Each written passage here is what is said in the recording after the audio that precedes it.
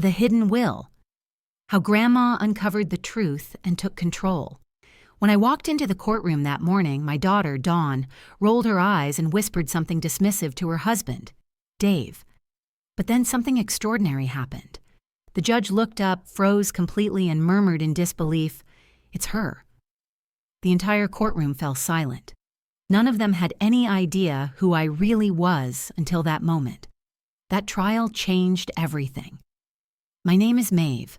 I'm 69 years old, and until a few months ago, I was just a regular, everyday grandma. Each morning, I woke up at 6, brewed my coffee in the same chipped mug I'd used for 20 years, and looked out the window of my small kitchen as I watered the African violets my late husband loved so much. It was a simple, predictable life, full of small rituals that gave me peace. For 45 years, I was the mother who sacrificed everything for my only daughter, Dawn. I worked nights cleaning offices, sold homemade cupcakes on weekends, and sewed clothes to make a few extra bucks. It was all so she could go to college and have the life I never had. When she married Dave, an arrogant man who never said a kind word to me, I swallowed my pride and welcomed them into my house every Sunday with a table set and my best smile. I thought that after my husband passed away, Dawn and I would grow closer. How naive I was. Instead of finding comfort in our shared company, my daughter began to see me as a burden. Her visits became obligatory and cold, her calls less frequent, and her excuses for avoiding me grew more and more creative. The greatest humiliation of my life came on a gray Thursday in October. I had prepared the chicken and dumplings she loved, the kind that took me hours to make but always made her smile when she was a little girl. I put out my best tablecloth, the one with the embroidery I had done when she was a teenager, and even bought fresh flowers for the centerpiece. When they arrived, Dave walked into my house as if he owned it, slumped into my late husband's armchair, and turned on the television without even saying hello. Dawn wore a green dress I had bought her myself, but her expression was as cold as January ice. "Mom, we need to talk," she said in that voice she had developed since she got married, a voice that sounded like it belonged to a stranger. She sat on the edge of the chair as if in a hurry to leave. "Dave and I have made a decision," she continued as he sat on the sofa, his eyes glued to the screen. "This house is too big for you. You can't maintain it alone anymore, and we need a bigger place for when we have kids. We found the perfect retirement community for people your age." I felt as though the floor had opened up beneath me. This was the house where Dawn had taken her first steps, where we had celebrated every birthday, where her father had died holding my hand. Every corner held our most sacred memories. Every photograph on the wall told our story. But Dawn, this is our home. All our memories are here, I pleaded, my voice trembling, each word breaking as it left my mouth. "Memories are in the heart, Mom, not on the walls," she replied with a coldness that chilled me to the bone. "Besides, the community has activities for people like you. You'll be better off there. You'll have company your own age." Dave smiled with satisfaction as he began to measure the rooms with his eyes, as if he were already the owner. "It's for the best, Mrs. Maeve," he added with that fake smile I hated so much. "We'll take care of all the paperwork. Don't you worry about a thing." My heart shattered into 1,000 pieces.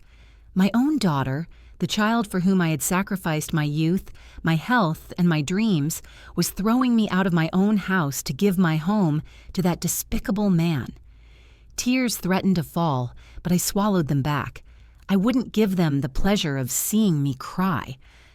"I need time to think," I murmured, with what little dignity I had left. "There's not much to think about, Mom," Dawn replied, standing up. "It's already decided. They're coming to appraise the house next week." And with that, they left. They left my chicken and dumplings untouched, my flowers wilting, and my heart in pieces on the table, where we had once been a happy family. That night, I couldn't sleep.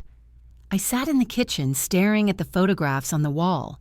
Dawn as a baby, Dawn on her first day of school, Dawn on her graduation day.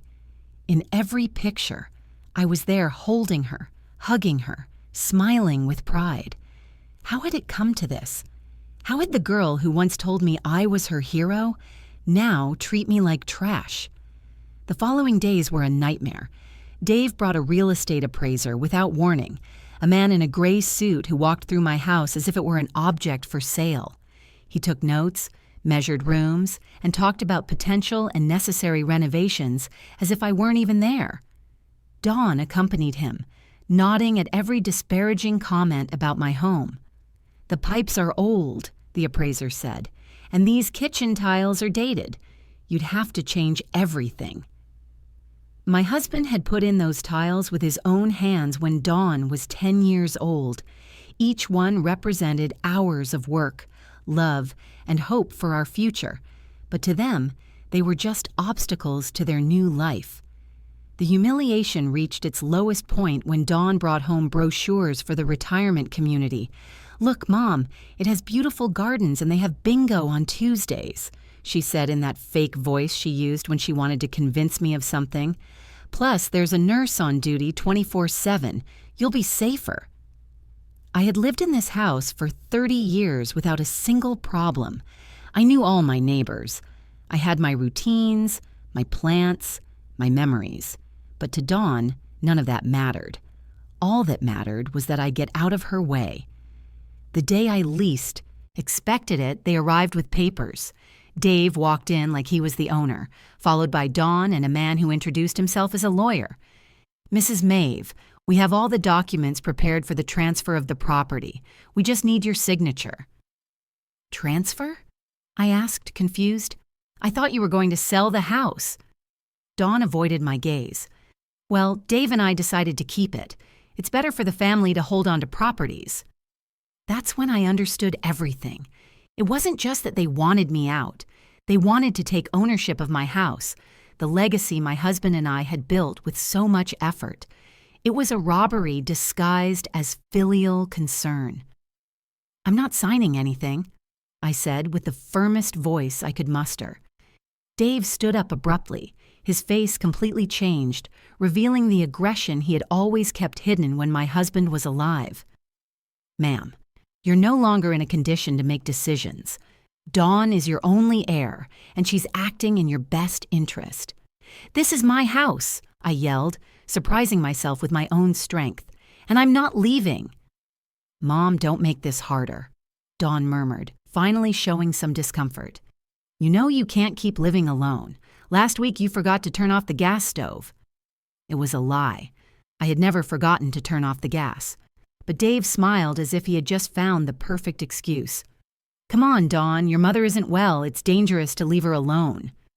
The lawyer cleared his throat. "Ma'am, if you don't sign voluntarily, we might have to explore other legal options. A mental incapacity proceeding, for instance." I felt the world closing in on me. My own daughter was willing to have me declared incompetent to steal my house. The man I had accepted as a son-in-law was threatening me in my own living room, and I, a 69-year-old woman, was completely alone against them. "I need time," I muttered, defeated. "You have 1 week," Dave said coldly. "Then we'll do what we have to do." When they left, I collapsed into my husband's armchair and cried as I hadn't since his funeral. I cried for the daughter I had lost, for the home they were taking from me, for the life that was crumbling around me.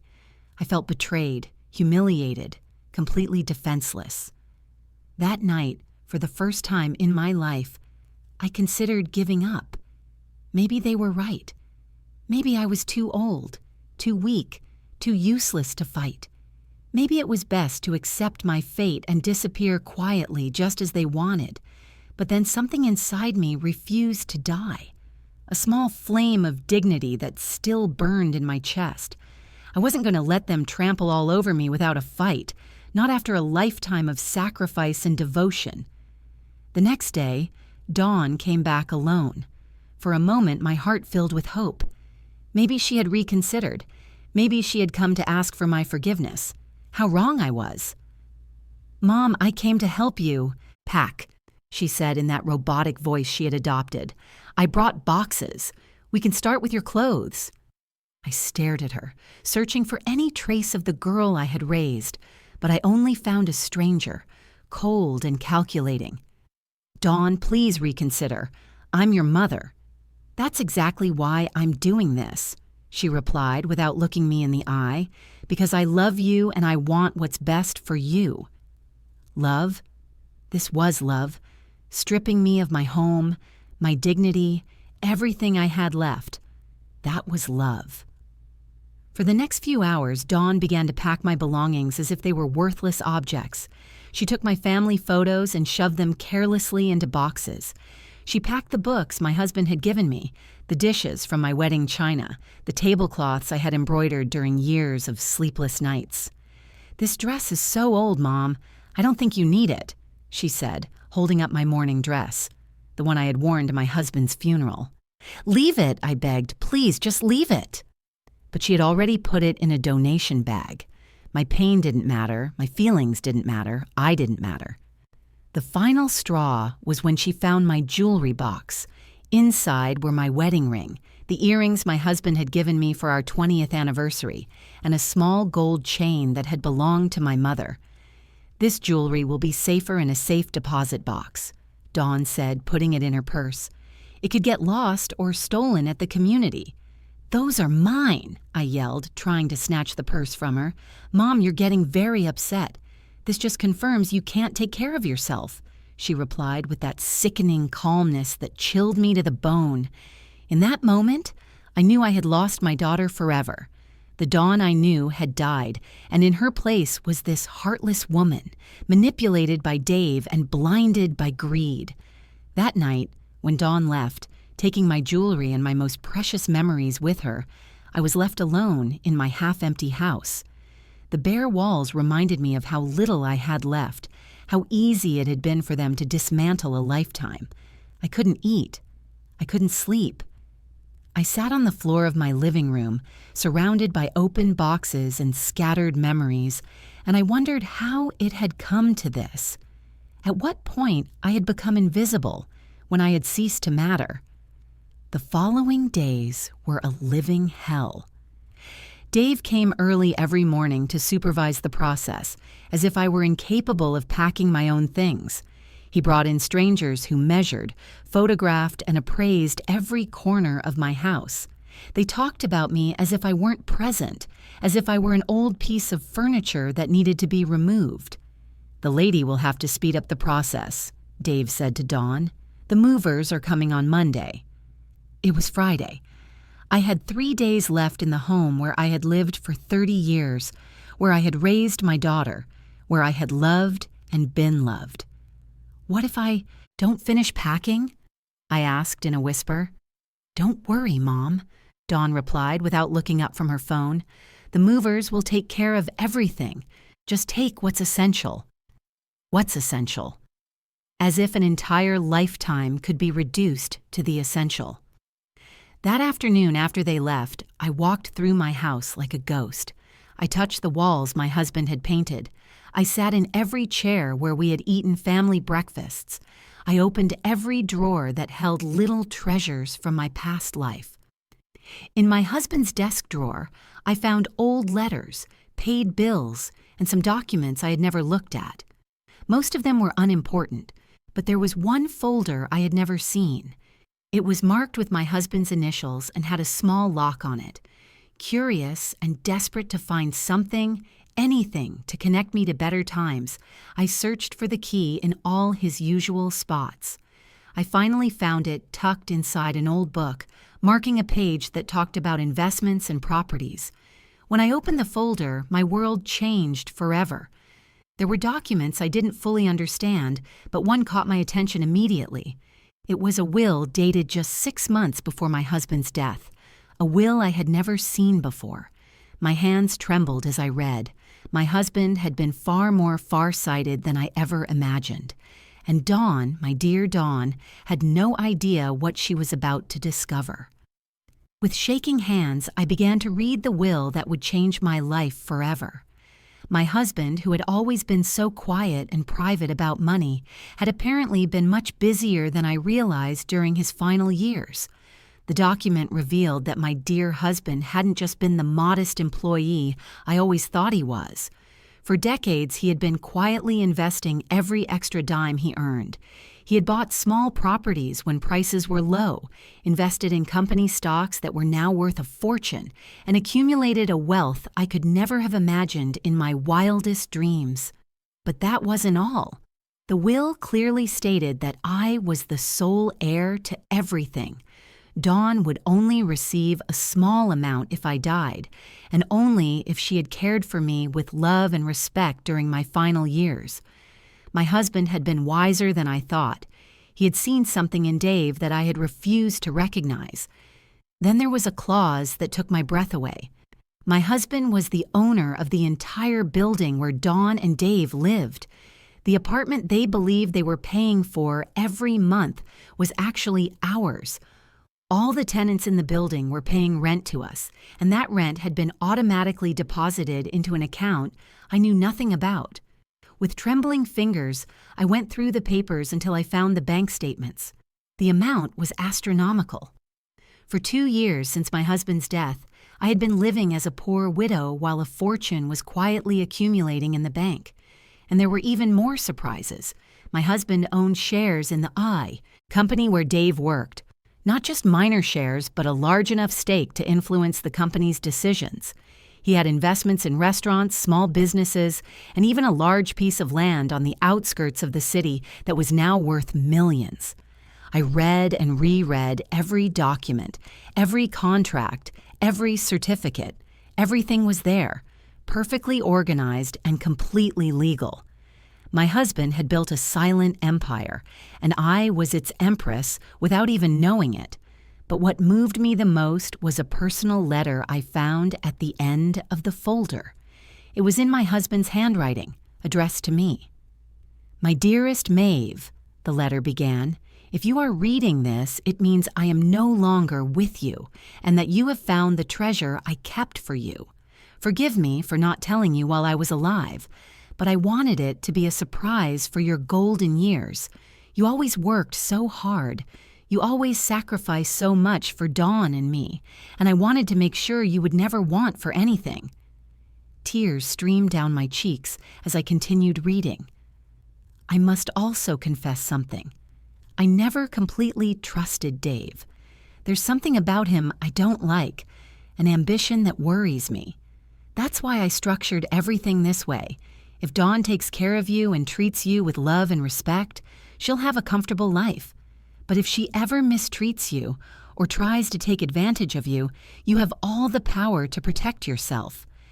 Use this power wisely, my love, not to hurt, but to protect yourself and to teach. Deep down, Dawn is a good person. She's just confused.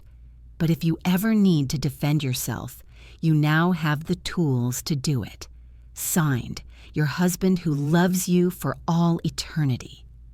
I sat on the floor of my living room, surrounded by documents worth millions, crying for the wise man I had lost, and for the daughter I was about to lose.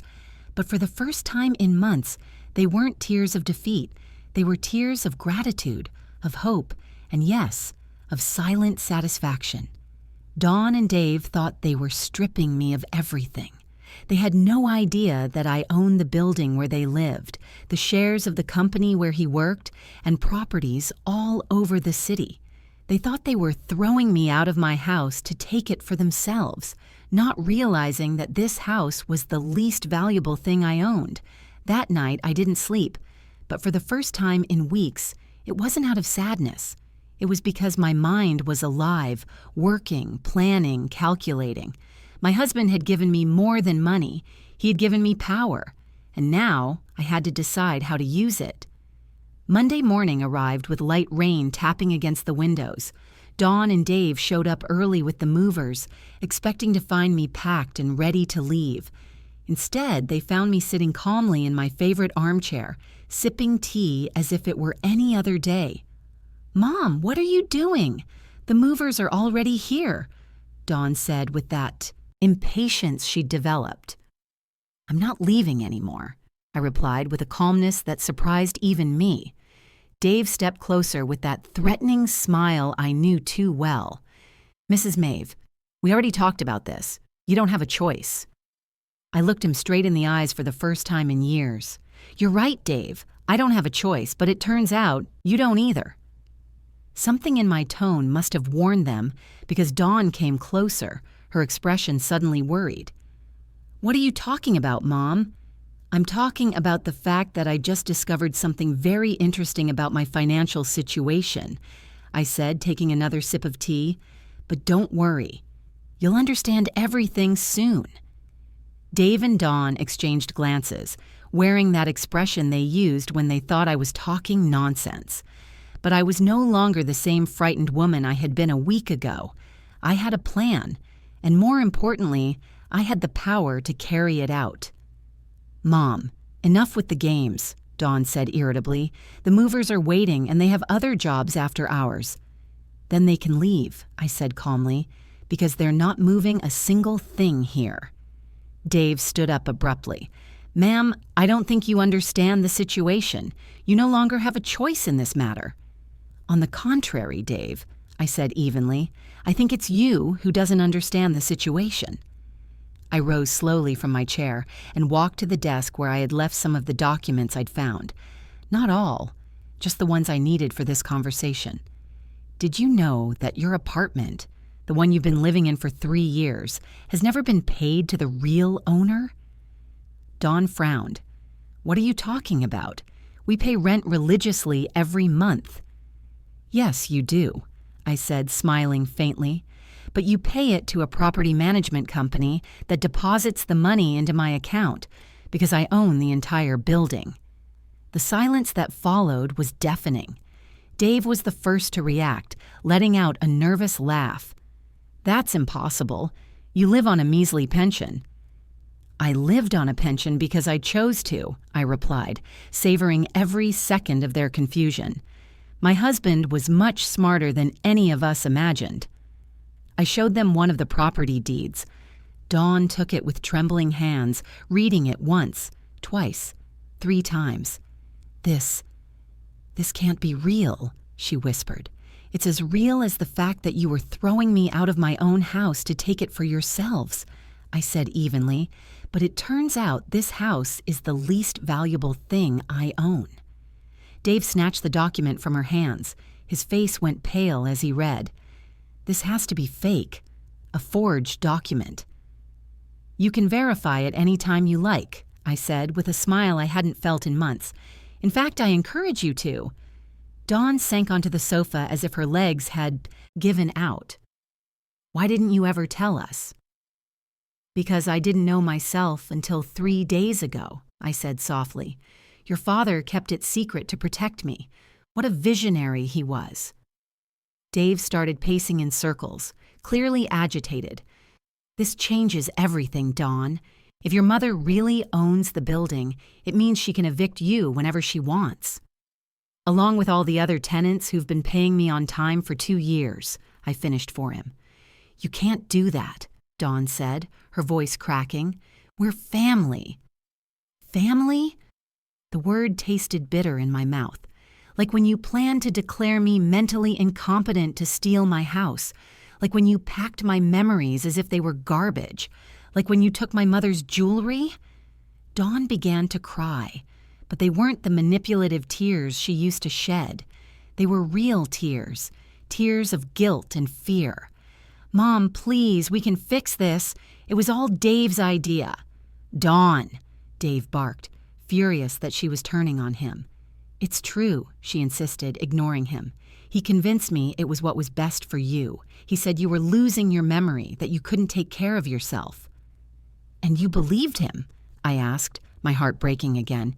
"Do you really know your mother so little that you'd believe him over your own instincts?" The movers, who had been waiting awkwardly near the door, finally spoke. "Excuse me, are you taking the stuff or not? We have another job in an hour." "No," I said firmly. "Nothing is being moved here. You can go." Dave stepped toward me, his mask of politeness gone. "This isn't over, old lady. We're going to challenge those documents. We'll prove they're fake." "Go right ahead," I said calmly. "In the meantime, I hope you've got some savings, because on the 1st of next month you'll be receiving an eviction notice." "You can't do this to us," Dave yelled, his composure cracking. "I can and I will," I replied evenly. "But don't worry, I'll be fair. You'll get the 30 days the law allows." Dawn stood up abruptly, her face wet with tears. "Mom, please, you have to understand. Dave told me that if I didn't convince you to move, he would leave me. He said he couldn't stand living knowing you were here alone, being a danger to yourself." "And that justifies everything you did to me?" I asked quietly. "It justifies treating me like trash, packing my memories without care, taking your grandmother's jewelry?" "I'll give it back right now," Dawn said, desperately searching through her purse. "It's too late for that, Dawn."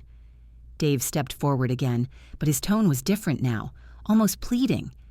"Mrs. Maeve, we can come to an agreement. Dawn is pregnant. Are you really going to throw your grandchild out on the street?" It felt like a punch to the stomach. Dawn was pregnant, and she hadn't told me. I was going to be a grandmother, and I found out through blackmail. "Is it true?" I asked Dawn. She nodded through her tears. "I wanted to tell you differently. I wanted it to be a special surprise." "Like the surprise of throwing me out of my house," I said, even as my resolve began to waver. But then I remembered my husband's words in his letter. Not to hurt, but to protect yourself and to teach. Dawn needed to learn, and her child deserved to grow up with better values than the ones Dave was teaching. The news of the pregnancy shook me for a moment, but then I remembered all the pain they had caused me. A baby didn't erase the humiliation, the contempt, or the months of suffering they had inflicted. "Congratulations on the baby, Dawn," I said, keeping my voice calm though it trembled inside me. "But that doesn't change what you did to me." "Mom, please," Dawn pleaded. "Think about your grandchild. Do you really want them to grow up without knowing their grandma?" "Their grandma was here all along," I replied. "You were the ones who decided to get rid of me." Dave tried one last manipulation.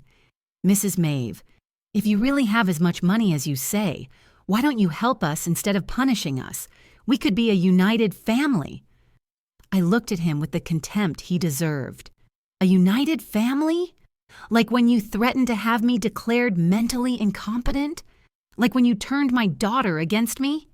"I never—" "Quiet, Dave," I interrupted, with an authority I didn't even know I had. "I've heard enough of your lies." The movers had already left, leaving only the thick tension that filled the entire house. Dawn cried silently. Dave paced like a caged animal, and for the first time in months, I felt strangely calm. "Here's what's going to happen," I announced. "You have 30 days to find somewhere else to live. During that time, I don't want to see you around here unless it's a real emergency. And after that," Dawn asked, her voice breaking. "After that," I said, "we'll see if you've learned anything about respect and family." Dave exploded. "This is emotional blackmail. You're using your money to manipulate us." "Manipulation?" I laughed bitterly, like when you used my supposed mental incompetence to manipulate me, like when you used my daughter's love to blackmail me. "Is that the kind of manipulation you mean?" "It's different," Dave muttered, but even he didn't sound convinced. "You're right," I admitted. "It is different, because I actually have the power I'm using." Dawn slowly rose from the sofa. "Is there anything we can do to make you change your mind?" "Yes," I said without hesitation, "but I don't think Dave is willing to do it." "What is it?" she asked, clinging to that tiny bit of hope. "I want an apology, a real, sincere apology for every humiliation you put me through. I want you to admit that you treated me like trash, and I want Dave to admit that all of this was his idea." Dave's face turned red with anger. "I'm never going to humiliate myself in front of you." "Then get ready to move," I said simply. Dawn looked at him pleadingly. "Dave, please, she's my mother. She's your mother-in-law. We can swallow our pride for our child." "No," he shouted. I'm not going to bow down to this manipulative old woman." The insult hit the air like a slap. Dawn's mouth fell open, finally seeing her husband clearly, without the filter of blind love. "Manipulative old woman," I repeated softly. "Interesting. That's what you really think of me, Dave." "No," Dawn murmured, but Dave had already lost control. "Yes," he spat. "That's what I think. A bitter old lady who can't stand to see her daughter happy. That's why you made up this whole story about the money." "Made up?" I walked to my desk and took out more documents. Did I also make up these bank statements? These property deeds? These stock certificates? I laid them one by one across the dining table until it was covered with irrefutable proof of my fortune. Dawn came closer, her hands trembling as she examined the papers. "Oh my God, Mom, this is real. It's all real." "Very real," I confirmed. "And now you understand why your husband is so desperate to discredit me." Dave tried one last desperate move.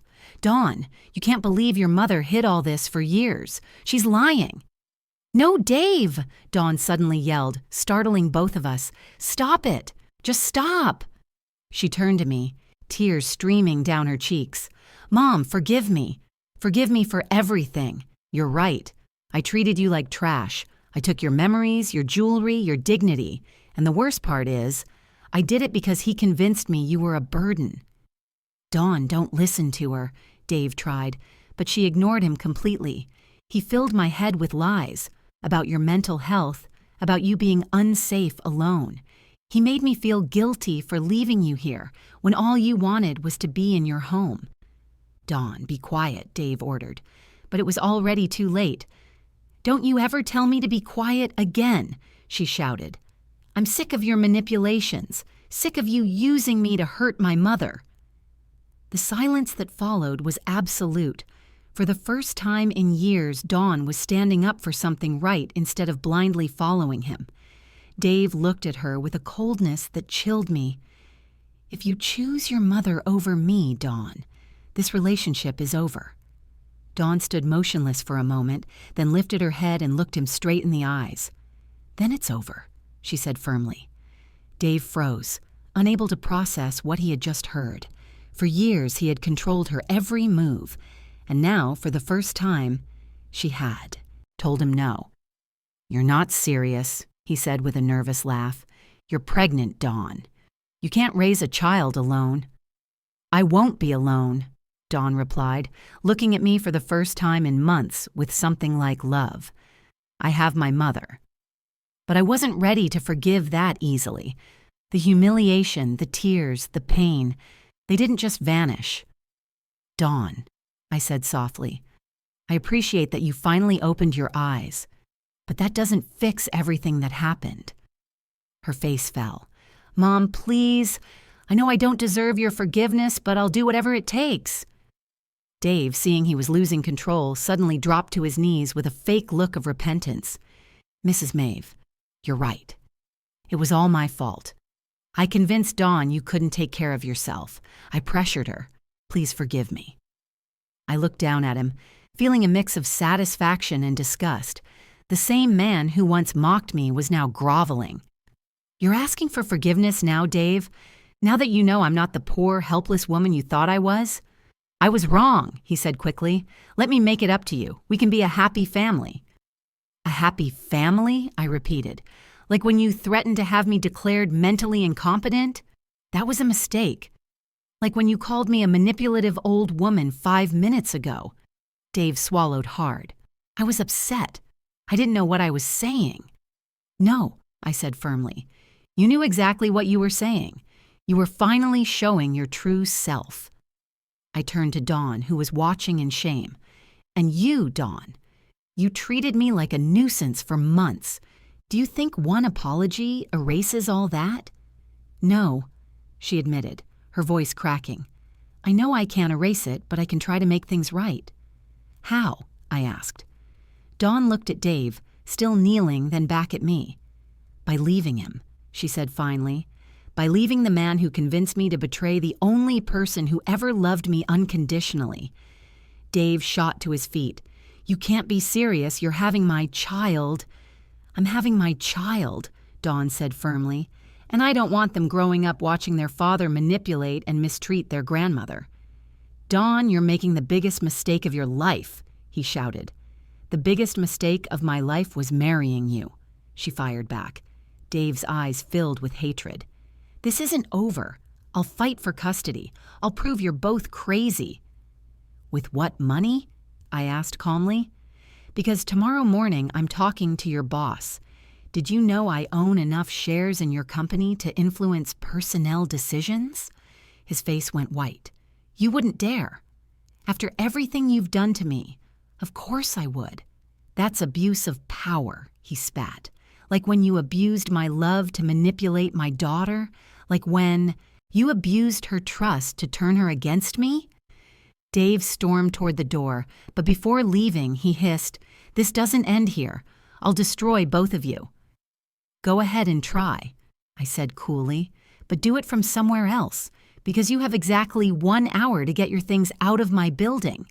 "1 hour? You said we had 30 days. "That was when Dawn was with you. Now that she's on her own, you have no reason to stay on my property." Dave slammed the door so hard the walls shook. For the first time in months, Dawn and I were alone, surrounded by silence and documents, proving everything I'd just said. "Mom," she whispered after a while, "can you ever forgive me?" I looked at her. My 30-year-old daughter, broken, pregnant, and alone. "I don't know, Dawn," I said honestly. "You hurt me a lot." "I know," she whispered, "and I'm going to spend the rest of my life trying to make it up to you." "Starting with what?" "Starting with giving you back your mother's jewelry," she said, pulling out the small bag she'd taken days ago, "and by asking if I can stay here tonight. I have nowhere else to go." I looked at the jewelry bag, then at my daughter, tired, scared, and carrying new life. My heart softened, just a little. "One night," I said finally. "But tomorrow we start talking about how you're going to earn my trust back." Dawn nodded, tears streaming down her cheeks. "Thank you, Mom. I promise. I'll make things right." But I knew promises were easy. The real test would come later. The next few days were strange and tense. Dawn stayed in her old room, the same since she got married. During the day, we moved around like polite strangers, talking only about breakfast, the weather, her morning sickness. But I was watching every gesture, every word, every effort she made to win back my trust. And what I saw gave me hope. For the first time in years, my daughter was doing things for herself. She washed her dishes, kept her room spotless, even helped with chores without being asked. On the third day, as I watered my violets, Dawn came over with a cup of tea. "Mom, can we talk?" she asked. I nodded, but didn't turn around. I'd learned that silence could speak louder than words. "I've been thinking a lot these past few days," she said, sitting in the chair where Dave once sat like a king, "about everything that happened, everything I said and did." I kept watering my plants. "I've realized it wasn't just Dave who changed me," she continued. "I allowed him to change me. I chose to believe him instead of trusting my heart." I turned to look at her. Her eyes were tired, dark circles visible. She hadn't been sleeping. "And why do you think that happened?" I asked. She sighed. "Because it was easier to blame you than admit I married the wrong man." That honesty caught me off guard. Had expected excuses, not truth. "When Dave started complaining that you visited too much," she said, "I knew deep down he was wrong. But it was easier to think you were clingy than face that he was selfish." She placed her hands on her belly. "When he suggested you move to a retirement home, I knew it was wrong, but I wanted to believe him because that meant I didn't have to face the real problem." "What was the real problem?" I asked, though I already knew. That I married a man who didn't respect my family, who didn't respect me, and who was never going to change. In the days that followed, Dawn told me things that chilled me. How Dave isolated her from friends, controlled her money, Made her quit her job all under the pretense of love. And you never thought to tell me any of this? I asked. Dave said you wouldn't understand, she whispered. He said you were old-fashioned, that you'd tell me to leave him and he didn't want interference. Each revelation hurt worse than the last. My daughter had been living in quiet misery while I thought she was happy. 2 weeks after Dave left, Dawn got a call that made her go pale. "It's the building manager," she said. "Dave's in the lobby. He says he has the right to come up because he's still my husband." "And what did you tell him?" "That I didn't want to see him, but he won't leave. He's yelling that he's going to call the police, that this is kidnapping." I stood up calmly. "Tell the manager I'll be right down." "Mom, he's really upset. We don't know what he's capable of." "Exactly," I replied. "That's why I have to go down there." When I reached the lobby, Dave was in a fury, yelling at the terrified building manager. "That crazy old lady has my wife kidnapped," he was shouting. "Call the police right now." "Good afternoon, Dave," I said calmly. He turned toward me, his eyes bloodshot. He had clearly been drinking. "You give me back my wife right now." "Dawn is exactly where she wants to be," I replied. "And if you don't leave my property immediately, I'll be the one calling the police." "This isn't your property," he snapped. "You're a liar." I calmly took out my phone and dialed my lawyer's number, putting it on speaker. "Attorney Victoria," I said when she answered. "It's Maeve. I have an upset man here who refuses to leave my building. Could you please confirm that I'm the legal owner?" "Of course, Mrs. Maeve," my lawyer's clear, steady voice replied. "You are the sole owner of the building located at—" Dave went silent as he listened to the legal confirmation. The building manager looked at him with a mix of fear and embarrassment, finally realizing the truth. "Anything else you need me to clarify, Dave?" I asked after hanging up. "This isn't over," he muttered, though he didn't sound convincing anymore. "You're right," I said, "because tomorrow I'll talk to your supervisor at the company, and the day after that to the bank that gave you your car loan. Contacts are very useful when you have enough money." Dave left without another word, but I knew he'd be back. Men like him don't give up easily. 2 months later, the day of the trial arrived like a storm we'd been waiting for. Dave had made good on his threat. He sued us for parental alienation and financial manipulation, demanding full custody of the baby Dawn was carrying. That morning, as I dressed in my best black suit, Dawn came into my room with tears in her eyes. "Mom, I'm scared," she whispered. "What if the judge believes him?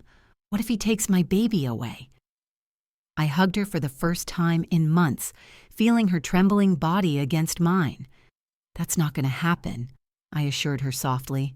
"We have the truth on our side." When we arrived at the courthouse, Dave was already there, sitting beside a lawyer who had clearly cost him more than he could afford. He shot me a look filled with hatred, but this time it didn't intimidate me. I had something he'd never have, the peace of mind that comes from knowing you're on the right side. Dawn and I sat together on our bench. She wore a soft purple dress that highlighted her 5-month pregnancy, and I wore the earrings my husband had given me for our anniversary. We were ready. Dave's lawyer began his argument, painting me as a vindictive woman who had used her wealth to destroy a happy marriage. He talked about manipulation, emotional blackmail, and a toxic mother-in-law who couldn't accept that her daughter had grown up. When it was our turn, my lawyer, Victoria, stood gracefully and began to present the evidence. Text messages where Dave insulted Dawn, recordings of him threatening to leave her if she didn't kick me out of my own house, testimonies from neighbors who had heard his shouting and abuse. But the decisive moment came when the judge looked up from his papers and stared at me. "Mrs. Maeve Williams?" he asked, sounding almost surprised. "Yes, Your Honor," I replied, a bit confused. The judge took off his glasses and studied me carefully. "Did you work at the family court about 30 years ago?" My heart skipped a beat. "Yes, Your Honor, I was a secretary for Judge Miller." He smiled faintly. "You helped me when I was an intern. You taught me how to organize files, brought me coffee when I worked late. You were always kind to me when everyone else ignored me." The courtroom went completely silent. Dawn looked at me in astonishment. Dave turned pale. For a second, the world seemed to stop. "Your Honor," the judge continued, "I am Judge David Morales. Do you remember me?" And then I saw it. Behind the gray hair and wrinkles was the same shy young man who had once worked in my office decades ago. The boy I had defended when others mocked him, the one I had encouraged when he doubted himself. "David," I murmured, tears filling my eyes. "Of course I remember you." He smiled, and for a moment, he was that young man again, searching for approval. "I never forgot your kindness, Mrs. Maeve. You told me that one day I'd be a great judge, even when I didn't believe it myself." Dave and his lawyer exchanged panicked looks. They knew they had lost before the verdict was even read. "Your Honor," Dave's lawyer interrupted, "this seems like a conflict of interest." "There is no conflict," Judge Morales said firmly. "There is only justice. And after reviewing all the evidence, it's clear that Mr. Dave Foster has been the only manipulator in this story." The verdict was absolute. Dave lost all parental rights and was forbidden from approaching Dawn or me. He was also ordered to pay court costs and damages for emotional abuse. When we stepped out of the courthouse, Dawn hugged me like she hadn't since she was a child. "Mom, how is it possible that the judge knew you?" "Life goes in circles, honey," I told her gently, "and kindness always finds its way back to you when you least expect it." 6 months later, when my granddaughter Serenity was born, I realized everything had been worth it. Dawn had rediscovered her true self. She had become the loving mother I always knew she could be. One afternoon, as we rocked the baby in the garden, Dawn asked the question I'd been waiting for. "Mom, have you really forgiven me?" I looked at her. This woman who had grown so much, who had learned what truly mattered. "I forgive you, Dawn," I said at last, "but more importantly, you've learned to forgive yourself." That night, as I made tea in my old chipped mug, I thought about my husband and his letter. I had used the power he left me exactly how he'd wanted, not to harm, but to protect and to teach. Dawn had learned that real love isn't control, it's respect. And I had learned that it's never too late to reclaim your dignity. Looking out the window at the garden where my granddaughter played, I smiled. Some battles are worth fighting, and some victories taste sweeter because they take time to win. In the end, I didn't need to raise my voice to be heard. I just had to remember who I was and defend that truth with calm strength. 5 years after the trial, my life had become something I never could have imagined. Little Serenity, now 4, ran through the garden chasing butterflies, her bright eyes full of life, her stubbornness just like mine. Dawn and I were preparing Sunday lunch together. "Grandma Maeve, look what I found!" Serenity called, running to me with a yellow flower clutched in her hand. "It's beautiful, my love," I said, lifting her up to kiss her. "Should we put it in the vase with the others?" Dawn smiled at me from the kitchen. Over the years, she had blossomed beautifully. She'd gone back to school, become an accountant, and found her laughter again, the same laugh I'd loved when she was little. "Mom, a letter came for you," she said, handing me an elegant envelope. It was from the foundation I'd started 2 years earlier with part of my husband's inheritance. Home and Dignity had become a refuge for older women suffering from abuse or abandonment. What had started as a way to heal my own wounds had grown into something much greater. "What does it say?" Dawn asked, drying her hands on her apron. "They're inviting us to the opening of the 3rd house," I said, feeling that deep satisfaction that comes from knowing your pain served a purpose. "They're going to house 15 more women." Over the years, we'd helped more than 50 women rebuild their lives, some abandoned by their families, others alone but brave enough to start over. Just then, the doorbell rang. Dawn went to answer it and returned with a mysterious smile. "Mom, you have a visitor." Behind her stood retired Judge David Morales, accompanied by a graceful woman with silver hair. "Mrs. Maeve," he greeted warmly, "I want you to meet my wife, Elena." "It's an honor to meet you," Elena said, taking my hands. "David has told me so much about you. He says you were one of the most important people in his professional life." "He exaggerates," I said, but I was deeply touched. "Not at all," David insisted, "and that's why we wanted to invite you personally. The Retired Judges Association is giving you an award for your work with the foundation." "That's not necessary," I began, but he cut me off gently. "Yes, it is. Your story inspired many of us to rethink what true justice means, the kind that goes beyond the written law." After they left, Dawn and I sat on the porch while Serenity played with her dolls. The garden was lush and peaceful. Though I had a gardener now, I still took care of the African violets my husband had loved so much. "Do you know what I admire most about you, Mom?" Dawn asked suddenly. "What?" "That you never got bitter. After everything I put you through, after all the pain, you never let it harden your heart." "Of course I got bitter," I admitted softly. "There were nights when resentment nearly consumed me. But your father taught me something valuable in his letter." "What did he teach you?" she asked. "That true power doesn't come from revenge, but from turning pain into something that helps others." Dawn nodded. She understood. She'd lived that same transformation. Now she volunteered at the foundation, helping young women escape toxic relationships. "Did you ever find out what happened to Dave?" she asked. "My lawyer, Victoria, said he moved to another city. Apparently he got married again." I paused. I hope he learned something from all this. But, honestly, it's no longer my concern. "You're not even curious?" "No," I said truthfully.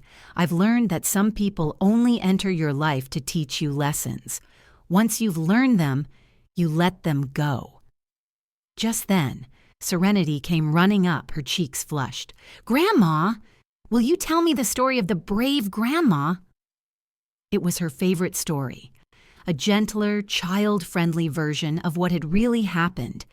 In it, the grandma discovered she had magical powers and used them to protect her family from a big, bad dragon. "Again?" I teased, pretending to complain, but I lifted her onto my lap anyway. "Yes, and don't forget the part where the good judge helps her."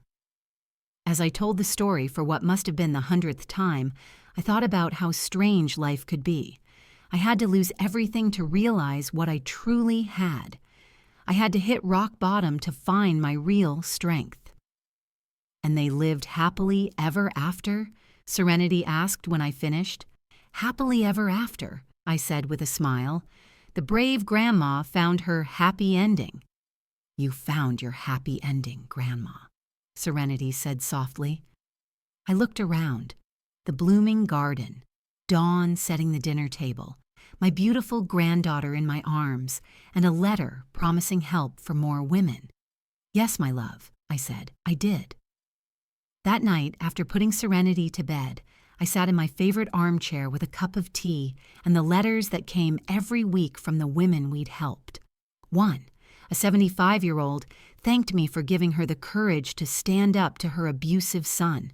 Another, 60 years old, told me she'd reclaimed her home after her grandchildren tried to cheat her. Each letter was proof that my pain had become something greater, something that mattered. Dawn sat beside me with her own cup of tea. "What are you thinking about, Mom?" "About your father," I said softly. "How proud he'd be of what we've built." "I'm sure he's watching us," Dawn murmured. "And about you," I continued. "How proud I am of the woman you've become." "I learned from the best," she said, squeezing my hand. We sat in silence, listening to the quiet hum of the distant city. But here, in our garden, peace reigned. "I love you, Mom," Dawn whispered.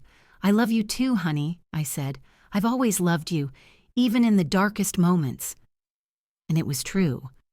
A mother's love goes beyond pain, beyond disappointment, beyond betrayal.